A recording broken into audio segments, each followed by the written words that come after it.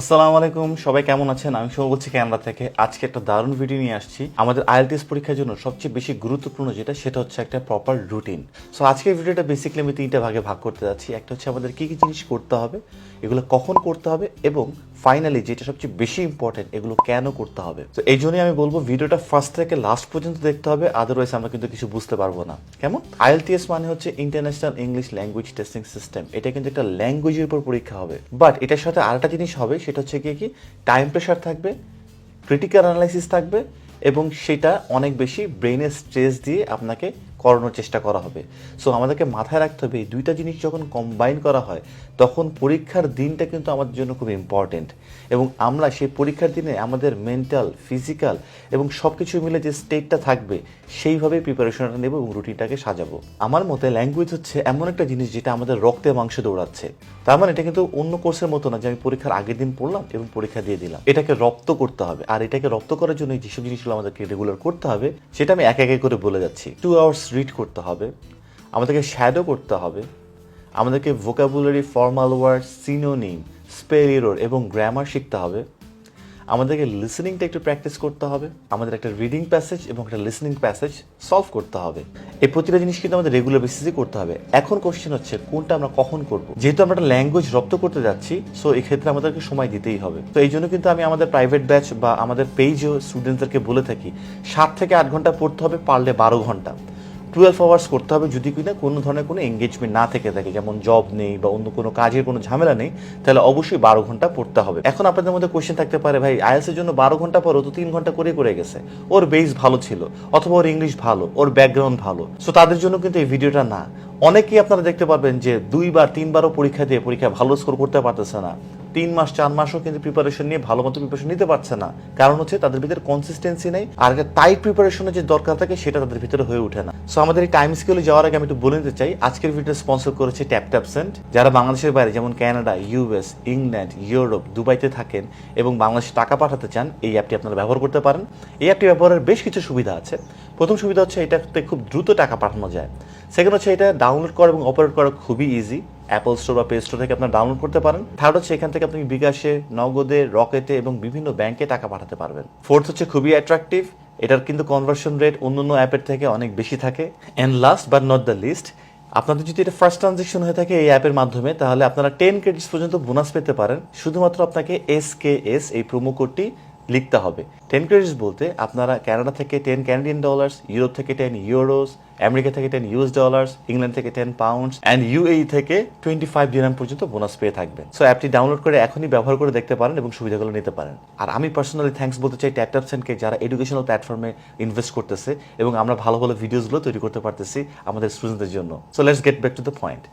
আমরা সকালবেলা যখন ঘুম থেকে উঠবো তখনই আমরা 2 ঘন্টা বই পড়বো, যদি পারা যায় 3 ঘন্টা। 2 ঘন্টা বই পড়বো। কি বই পড়বো? গল্পের বইগুলো দিয়ে শুরু করব। এই ক্ষেত্রে আমি সাজেস্ট করি the secret, alchemist, rich dad poor dad, think and grow rich এবং দ্য ইরাগন। এই 2 ঘন্টার ভিতরে কিন্তু কোনো ব্রেক নেওয়া যাবে না। এই ভিডিওর শেষ পার্টে কিন্তু আমি প্রতিটার কারণ ব্যাখ্যা করব এবং সেটাই কিন্তু important part, don't miss it. আমি একটা এভারেজ টাইম ধরে নিই, যদি আমরা সকাল 9টা থেকে শুরু করি তাহলে এটা 11টা পর্যন্ত যাবে। তারপর আমরা ছোট একটা ব্রেক নিব, শাওয়ার নিব। যারা যারা জোহরের নামাজ পড়তে যান, জোহরের নামাজ পড়ে বাসায় আসার পরে কিন্তু আপনারা লাঞ্চ করবেন না। আমি লাঞ্চ করতাম না, কারণটা আমি আবারও পরে বলতেছি, খুবই একটা লজিক্যাল কারণ আছে। এর পরের স্লটে আমরা একটা লিসেনিং টেস্ট এবং একটা রিডিং টেস্ট দিব, এবং সেটাতে যেই সময়টা লাগে সেই সময়টা আমরা নিব। তারপরে ব্যাক ক্যালকুলেশনের জন্য প্রতিটাতে 40 মিনিটস করে টাইম দেওয়ার চেষ্টা করব। যখন একটু বিকাল হয়ে যাবে তখন আমরা স্পিকিং প্র্যাকটিস করতে পারি, সেটা হচ্ছে আমরা শ্যাডোইং করতে পারি। শ্যাডোইংটা কি?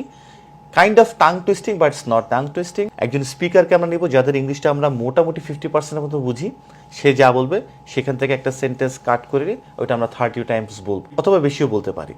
এরকম করে আমরা আধা ঘন্টা পর্যন্ত যাব। আমরা কিছুক্ষণ পর আরো একটা সেন্টেন্স নিব, সেটাও আমরা আবার 30 বার রিপিট করব। আবার একটা সেন্টেন্স দেবো, সেটা করবো। এতে হয় কি, আমাদের মাসেল মেমোরিটা, জিভ বা দাঁতের সাথে সবকিছু অ্যাডজাস্টমেন্ট না ক্লিয়ার হওয়া শুরু করে। আর আমাদের যদি কোনো স্পিকিং পার্টনার থেকে থাকে, দ্যাটস গোনা বি অসাম। আমাদের প্রাইভেট ব্যাচে আমি চেষ্টা করি সবাইকে স্পিকিং পার্টনার করে দেওয়ার জন্য, but still if you don't have that, try to find somebody with whom you can speak. So এই বিকাল টাইমে একটু স্পিকিং প্র্যাকটিস করবো। আর যদি বিকালবেলা এমন মনে হয় যে পড়াশোনা করতে একদম ইচ্ছে করছে না, অসুবিধা নাই, আমরা সন্ধ্যার পর থেকে একটু স্পিকিং প্র্যাকটিস করবো। যদি একটু আড্ডা মারতে হয় তাদের সাথে আমরা আড্ডা মারবো, যাতে আমাদের স্পিকিংগুলো প্র্যাকটিস করা যায়। 9টা থেকে আবার পড়তে বসবো, তখন আমরা চেষ্টা করবো ভোকাবুলারি মুখস্থ করার, স্পেলিং এরর, বিভিন্ন সেন্টেন্সের প্যাটার্ন আছে, ফর্মাল ইনফর্মাল ওয়ার্ড মুখস্থ করবো, সিনোনিমস গুলো মুখস্থ করে নেবো, বিভিন্ন গ্রামার কিভাবে গুলোকে অ্যাপ্লাই করা যায়, কিভাবে সেন্টেন্স গুলোকে মানে একটা গ্রামার আমি শিখলাম ওটা কিভাবে অ্যাপ্লাই করবো। যেমন আমরা গ্রামার ক্লাসে কিন্তু আমরা টেন্স শেখানোর পরে কিভাবে ক্যারিজমেটিক অ্যাপ্লিকেশন যে কোনো টপিকে অ্যাপ্লাই করে দেওয়া যায় খুব ইজিলি ভাবে, সেগুলো কিন্তু শেখানো হয়। তো আমরা চেষ্টা করবো এরকম 2-4টা সেন্টেন্স শিখতে, 2-1টা জায়গা শিখতে, বাট মাথায় রাখতে হবে কোনো নতুন কিছু বা অ্যাডভান্স লেভেলের কিছু অথবা এমন কিছুই আনা যাবে না যেটা না বেখাপ্পা লাগে, এলিয়ান লাগে, তাহলে কিন্তু মার্কস কাটা যাবে, টিচার এগুলো বুঝে ফেলে। সো খুব স্মুথলি জানি আমি কোনো একটা গ্রামাটিক্যাল এক্সপ্লেনেশন আমার স্পিচে ইনকর্পোরেট করে ফেলতে পারি এবং মার্কস পেতে পারি, সেই সব জিনিসগুলো আমরা একটু প্র্যাকটিস করবো। এটার জন্য রিসার্চটা খুব দরকার। সো আমরা রাত্রবেলা এই জিনিসগুলো করবো এবং রাত্রবেলা ঘুমানোর সময় আমি বলি সবসময় লিসেনিংটা করতে করতে ঘুমানোর জন্য। যেমন আমার সময় যেটা হয়েছিল, যেহেতু আমি ইসলামিক লেকচার শুনতাম, আমি মুফতি মেন এবং উস্তাদ নোমান আলী খানের লেকচার খুব শুনতাম এবং রাত্রবেলা তাদেরটাই শুনতে শুনতে আমি ঘুমাতাম। তো এটাতে হতো কি আমার লিসনিং অনেক ক্লিয়ার হতো এবং আমি মাঝে মধ্যে ঘুমাই যেতাম। অনেক সময় বলে কি সায়েন্স যে ঘুমাই গেলেও কিন্তু তুমি যা শুনতেছো সেগুলো ব্রেনে কাজ করে। আমি জানি না এটা কতটুকু সত্য, বাট স্টিল আমি অনেকক্ষণ শুনতাম, শুনে আমি আস্তে করে ঘুমাই যেতাম। তো এটাতে আমার কিন্তু লিসনিংটা হতো। সো এইভাবে A to Z আমরা সবগুলো কভার করতে পারবো একদিনে। এতক্ষণ পর্যন্ত আমরা 2টা পার্ট কভার করে ফেলেছি। এখন হচ্ছে মোস্ট ইম্পর্টেন্ট থার্ড পার্ট নিয়ে আলোচনা করবো, যে এগুলো কেন করব, খুবই ইম্পর্টেন্ট, এটা কিন্তু মিস করাই যাবে না। আমরা সকালবেলা 2 ঘন্টা যে রিডিং করবো সেটা এই জন্যই করবো, আমাদের ব্রেনে কিন্তু স্ট্রেস নেওয়ার ক্ষমতা নাই। আমরা হয়তো কেউ জব করছি, কেউ হয়তো বা যে কারিকুলাম অ্যাক্টিভিটিসে ইনভলভ আছে সেটা ওরকম স্ট্রেসফুল না, যেমন আমাদের আন্ডারগ্র্যাড অথবা মাস্টার্সও, অথবা আমরা অন্য কাজে ইনভলভ আছি। সো ব্রেন কিন্তু একটা জায়গায় এঙ্গেজড। যে ব্যাংকার সে টাকা গোনায় ব্যস্ত, যে ডাক্তার সে তার পেশেন্ট দেখায় ব্যস্ত, যে ইঞ্জিনিয়ার সে ঠিকঠাক করায় ব্যস্ত। ব্রেন কিন্তু এক একটা জায়গায় এক একভাবে এঙ্গেজড। কিন্তু এইটা কিন্তু পুরোপুরি ডিফারেন্ট একটা এরিয়া, যেখানে খুব কম সময়ের ভিতরে অনেক পড়াশোনা বা অনেক কিছু করতে হবে, অনেক ক্রিটিক্যাল অ্যানালাইসিস করতে হবে, ব্রেনের উপর অনেক স্ট্রেস যায়। আইএলটিএস পরীক্ষা কিন্তু প্রায় 4 ঘন্টা ধরে হয় এবং রিডিং হয় হচ্ছে সেকেন্ড পার্টে। তার মানে রিডিং এর আগে আমরা 45 মিনিট কিন্তু অলরেডি লিসেনিংটা দিয়ে মাথার মধ্যে যা আছে সব বের করে ফেলি, এরপর রিডিং, তাও আবার 1 ঘন্টা, এবং সেটা তো আমরা জানি যে কি ফাইটটা করতে হয়। খুব কম সময় অনেক বেশি ইনফরমেশন আমাদের সলভ করতে হয়, স্ট্রেস কাজ করে, টাইমের প্রেশার কাজ করে। সো এই সব কিছু না ব্রেনকে এখন থেকে আমাদের ডেভেলপ করতে হবে, যার জন্য সকালবেলা উঠে টানা 2 ঘন্টা আমি পড়তে বলছি। যখন আপনারা পড়াশোনা করবেন আমি জানি হার্ড, কান থেকে ধোয়া বেরোবে, আমারও ধোয়া বেরোতো, কিন্তু আপনি যখন 1 ঘন্টা পড়বেন আস্তে আস্তে করে দেখবেন যে এটা বাড়তেছে 1.5 ঘন্টা। কিন্তু আমি বলবো 2 ঘন্টাই পড়তে ফার্স্টের থেকে। কিন্তু আমি যেটা বলতে যাচ্ছি সেটা হচ্ছে যে স্ট্রেস লেভেলটা দেখবেন আস্তে আস্তে কমে যাচ্ছে। 15-20 দিন পরে দেখবেন যে সব কিছু নর্মালাইজড হয়ে গেছে। বিইং এ টিচার ধুপ করে আমি বলতে পারি না আমার স্টুডেন্টদেরকে এই তুমি এটাই পড়ো। আমাদের তাদের কমফোর্টেবিলিটির জায়গাটাও কিন্তু দেখতে হবে।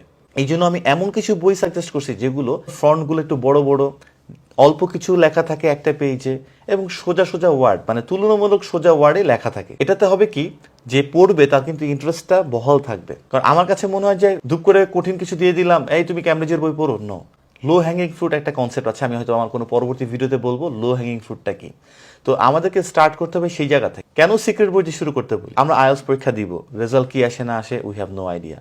এরপর আমরা ভিসার জন্য দাঁড়াবো, ভিসা হয় কি না হয় জানি না। টোটাল জার্নিটা কিন্তু একটা আনসার্টেন জার্নি, এবং মাঝে মাঝে তাদের ফ্রাস্ট্রেশন চলে আসে। তো এই বইটা কিন্তু একটা পজিটিভ বুক এবং খুবই ইন্টারেস্টিং। 1 পেজ পড়লে মনে হবে কি আরেকটা পেজ পড়ি। শুধুমাত্র পড়তে দেয়া বা ক্যামব্রিজের বইগুলো সলভ করতে দেওয়াটাই কিন্তু আলটিমেটলি আমার কাছে মনে হয় একটা টিচারের দায়িত্ব না। সো এই বইগুলো পড়ে আমাদের রিডিং হ্যাবিটগুলো আস্তে আস্তে করে স্টার্ট করা এবং পজিটিভ থাকা, এবং 2 আওয়ার্স পড়ে কিন্তু আলটিমেটলি মাথাটাকে সেই স্ট্রেসের জায়গায় নেওয়াটা খুব ইম্পর্টেন্ট। এরপরে think and grow rich, outstanding book, rich dad and poor dad, মানে এত ইন্টারেস্টিং বইগুলো, এগুলো পড়লে মনে হবে যে আরও পড়তেই থাকি। সো এই রিডিং হ্যাবিটটা কিন্তু আমাদের ডেভেলপ করতে হবে। এখন আসি নেক্সট স্টেজে, কেন আমরা লাঞ্চ না করে পরীক্ষা দিব? সবার কি মনে আছে ছোটবেলা ইংলিশ ফটোটাতে পড়েছিলাম যে একটা এক্সামের আলটিমেট সাকসেসটা ডিপেন্ড করে সেই এক্সাম ডেটের উপরে, কোন ডেতে বা ডেটে আলটিমেটলি এক্সামটা দেওয়া হচ্ছে। আইএলটিএস পরীক্ষা দেওয়ার জন্য কিন্তু আমাদের টোটাল 4 ঘন্টা শুধু ভিতরেই থাকতে হবে, আগে পরে আরও সময় আছে। সো আমরা কিন্তু সকালে নাস্তা করে যে বের হবো, এরপর আর লাঞ্চ করার সময় পাবো না। সো ক্ষুধার্ত পেটে পরীক্ষা রিডিং সলভ করতেছি, একের পর এক ফাইট করে যাচ্ছি, লিসেনিং করতেছি, রাইটিং করতেছি, কতটুকু ব্রেন কাজ করে খুবই ইম্পর্টেন্ট। আসলে এগুলো কিন্তু আমি কানাডাতে আসার পরে শিখেছি যে এইসব এক্স ফ্যাক্টরসগুলো ভাইটাল রোল প্লে করে একটা সাকসেসফুল জার্নির পিছনে। সো সেই জন্য আমরা জোহরের নামাজের পরের স্লট থেকে একটা লিসনিং একটা রিডিং করব, কিন্তু আমরা চেষ্টা করবো ওই সময়টা একটু ক্ষুধার্ত থাকতে, যেটা আমি করেছিলাম। আমার কাছে মনে হয় এই অ্যাপ্রোচটা আপনাদের অনেক অনেক অনেক বেশি হেল্প করবে। এছাড়াও কিন্তু ওয়াশরুমের একটা প্রেশার আসে, কিন্তু পরীক্ষায় কিন্তু আমরা কোনো ব্রেক নিতে পারবো না। সো এই সব কিছু প্রেশার একসাথে রেখে পরীক্ষাটা দিতে আমরা কতটুকু কমফোর্টেবল সেটা যদি আমরা আগে থেকে প্র্যাকটিস না করে এই রুটিনের মাধ্যমে আমরা বিপদে পড়তে পারি। এরপর আমরা শ্যাডোয়িং এবং স্পিকিংগুলো প্র্যাকটিস করে করে গ্রামারগুলো এখানে অ্যাপ্লাই করে, যেমন আমাদের কোর্সে আমরা কিন্তু দেখাই কীভাবে প্যাসিভ ভয়েসটা আনতে পারি, কীভাবে টেন্সের পারফেক্ট টেন্স এবং ইনডিফিনিট টেন্স একসাথে দিতে পারি, পারফেক্ট কন্টিনিউস কীভাবে অ্যাপ্লাই করতে পারি, কীভাবে সাবজেক্ট ভার্ব এগ্রিমেন্টের নিদার নর অথবা অ্যালং উইথ এগুলো দিয়ে ভার্বটাকে একটু চেঞ্জ করতে পারি, সাবজেক্টটাকে একটু ক্যারিজমেটিক রোলগুলো দেখাতে পারি, কোথায় কোথায় অ্যাডজেক্টিভ দিয়ে আমরা সেন্টেন্সটাকে আরও সুন্দর বড় করতে পারি। সো এই রিসার্চগুলো কিন্তু আপনাদেরকে করতে হবে এবং এগুলোকে অ্যাপ্লাই করতে হবে।